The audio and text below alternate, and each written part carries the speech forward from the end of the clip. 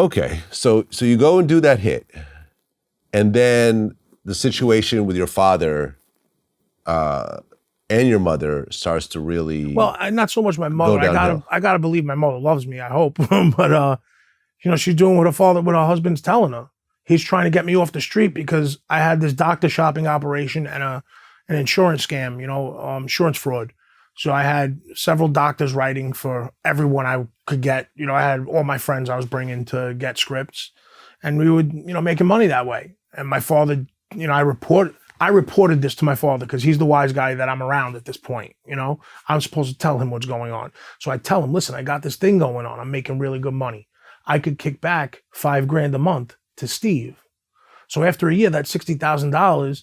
If he sees I'm earning like this, he'll straighten me out. We can get this over with because I'm waiting for my button, And my father said, oh no, you can't do that. I want you to stop doing it. But that's how I was feeding my family, and I was living good. I was making good money. I wasn't stopping it. And it seemed to me like, there was other things going on in the family at the time. My grandmother had passed away. My parents didn't like that the house was left under someone else's name. That's neither here nor there. It's a long story. It upsets my brothers who I love, and I know they hate me now, but it upsets them when I bring this up. So I'll try to keep it short. Ultimately, I got to believe my father was making my mother make these calls on me. And when I heard this recording, I heard my mother and my aunt on the recording. And I'm saying to myself, wow, wait until I tell my father about this.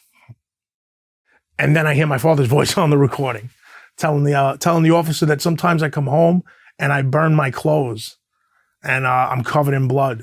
And I've been terrible since I got home from jail. I'm an animal and that I'm a dangerous guy. And I'm listening now to this whole time I thought I was going to be telling my father this to get it straightened out. And then now it's my father's voice telling him the same thing, ratting me out.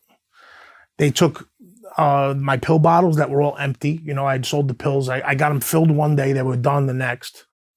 And he showed the cops, the DEA and ACS, the pill bottles were empty. So they started an investigation to try to keep me from being around my children.